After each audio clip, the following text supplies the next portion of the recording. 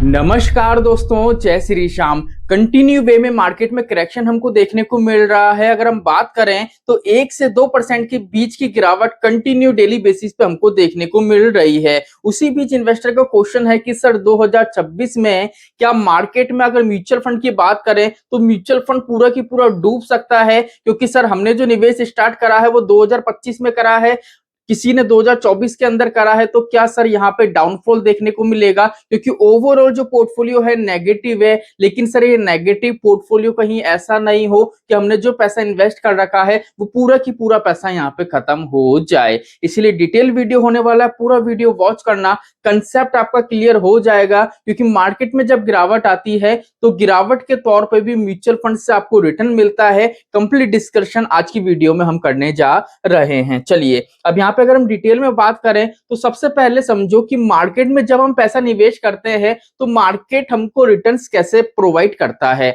अब यहाँ पे अगर हम बात करें, जैसे मान लीजिए कोई भी इन्वेस्टर है, जैसे मान लीजिए XYZ, कोई भी इन्वेस्टर है, उसने किसी भी एक फंड में निवेश करा।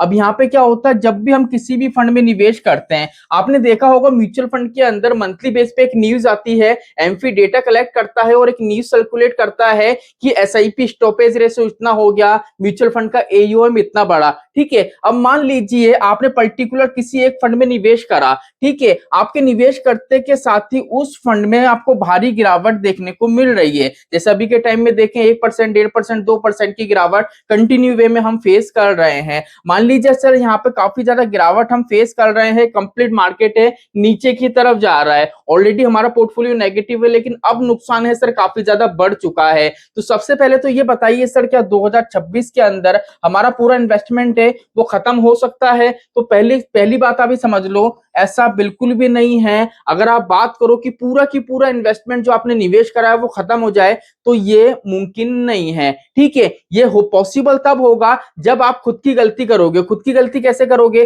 जैसे मान लीजिए म्यूचुअल फंड में आपने निवेश करा, जैसे आपने 1,000 रुपए निवेश करे, मान लीजिए यहाँ पे आपको 100 रुपए का रिटर्न मिला, आपने क्या करा, 100 रुपए का जो प्रॉफिट था, रिटर्न था, इसको बुक कर लिया, इसको रिडीम कर लिया। अब मान लीजिए वापस आपकी वैल्यू है 1,000 की हो गई। अब नेक्स्ट मार्केट से मान लेते आपको 200 रुपए का रिटर्न मिला, अब आपने क्या करा, 200 रुपए भी रिडीम कर लिया। अब आपके पास कितने, वही आपका जो प्रिंसिपल है वही बचा। अब मान लीजिए अगर इस तरीके की प्रॉफिट बुकिंग करते हैं मार्केट की तेजी में, तो जब मार्केट कंटिन्यू वे में गिरता है ना, उस टाइम सिर्फ और सिर्फ आपके हाथ में प्रिंसिपल होगा, और जब वो प्रिंसिपल है भैया, रिटर्न आपके हाथ में कुछ भी नहीं है। इसलिए क्या होगा, एक टाइम ऐसा आ जाएगा कि आपका प्रिंसिपल है उसकी वैल्यू जीरो होती हुई आपको नजर आएगी, अगर कंटिन्यू बेस पे आप यहाँ पे प्रॉफिट बुकिंग करते हैं। क्योंकि म्यूचुअल फंड लॉन्ग टर्म का इन्वेस्टमेंट, यहाँ पे प्रॉफिट बुकिंग आपको शॉर्ट टर्म में नहीं करनी चाहिए। तो सर ये बताइए, मार्केट की गिरावट में आपने बोला है कि म्यूचुअल फंड रिटर्न प्रोवाइड करता है, वो कैसे करता है? क्योंकि आपने ये चीज तो बता दिया, अगर हम प्रॉफिट बुक नहीं करेंगे तो यहाँ पे हमारा जो पोर्टफोलियो है, इन्वेस्टमेंट है, वो जीरो होने की संभावना तो बिल्कुल ना के बराबर है।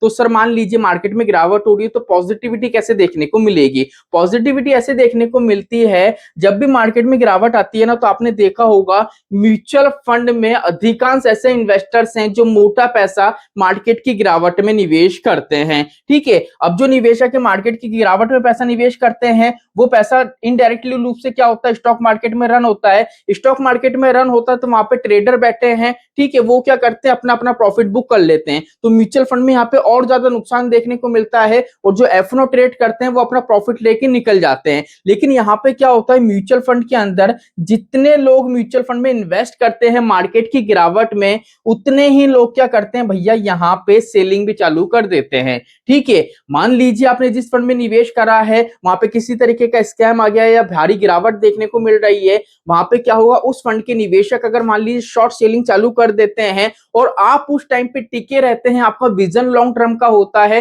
तो फ्यूचर में कॉर्पस क्रिएट कर सकते हैं। कैसे कर सकते हैं? क्योंकि यहाँ पे क्या होता है भैया, म्यूचुअल फंड में है ना, जितने भी इन्वेस्टर म्यूचुअल फंड को एक्सिट करते हैं तो म्यूचुअल फंड द्वारा एक चार्ज लिया जाता है जिसका नाम होता है एक्सिट लोड। अब जो ये एक्सिट लोड चार्ज होता है ना, ये एएमसी खुद नहीं रखती है, एएमसी किसी तरीके का कोई खर्चा नहीं चलाती है खुद का। यहाँ पे एक्सिट लोड है ना, वो किसके लिए लिया जाता है, सभी इन्वेस्टर्स के लिए जाता है। अब मार्केट में भारी गिरावट आएगी, आएगी, हम इकलौते तो इन्वेस्टर्स हैं नहीं जो म्यूचुअल फंड सेल करेंगे, लाखों ऐसे इन्वेस्टर्स हैं जो पैनिक होते हैं और म्यूचुअल फंड सेल चालू कर देते हैं। अब जब वो सेलिंग करते हैं तो भैया वहां पे उनको लगता है एक्सिट लोड। अब जितना भी एएमसी के पास एक्सिट लोड आता है ना, उस एक्सिट लोड के अमाउंट से एएमसी क्या करती है, स्टॉक को बाय करती है, स्टॉक को बाय करती है और जितना भी प्रॉफिट होता है वो प्रॉफिट क्या करती है, उस पर्टिकुलर स्कीम में जितने भी क्लाइंट्स है, जितने भी इन्वेस्टर है जिनने निवेश कर रखा है, उनको बराबर बराबर मात्रा में जितना भी उनका इन्वेस्ट है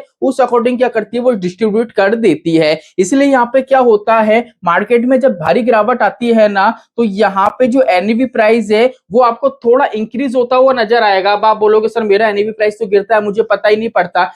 क्यों पता नहीं पड़ता है? क्योंकि भैया प्रीवियस डे का जो मार्केट होता है, ठीक है, मार्केट जिस प्राइस पे क्लोज हुआ है उस अकॉर्डिंग क्या होती है, कैलकुलेशन होती है, उस हिसाब से क्या होता है, एनएवी प्राइस की कैलकुलेशन हो जाती है। लेकिन सर सेकंड चीज ये होती है कि एएमसी के पास कितना एक्सिट लोड का अमाउंट आया है, उस अमाउंट से एएमसी ने कितने स्टॉक बाय करे हैं और वो जो स्टॉक बाय करे हैं भैया उस पर कितना प्रॉफिट कंटिन्यू वे में हो रहा है डेली बेसिस पे। वो जो प्रॉफिट होता है वो जो प्रॉफिट की वैल्यू होती है एनएवी प्राइस में इंक्लूड कर दी जाती है। और वहां पे इसलिए आपको पता नहीं पड़ता है क्योंकि एनएवी प्राइस है वो इंक्रीज होता है, आपको बताया नहीं जाता है, आपको यूनिट अलॉट नहीं करे जाते हैं। एएमसी के पास यूनिट रहते हैं लेकिन जो एनएवी प्राइस है वो वहां पे इंक्रीज हो जाता है। तो ऐसे करके यहाँ पे आपको बेनिफिट मिलता है। तो इस तरीके की चीजें छोड़ दो कि सर म्यूचुअल फंड में नुकसान हो रहा है, शॉर्ट टर्म में देखो नुकसान देखने को मिलेगा, ठीक है। आपने न्यूज देखी होंगी, आर्टिकल पढ़े होंगे, आपने कितने एड्स देखे होंगे, सब में सुना होगा म्यूचुअल फंड लॉन्ग टर्म का प्लान है, म्यूचुअल फंड लॉन्ग टर्म का प्लान है।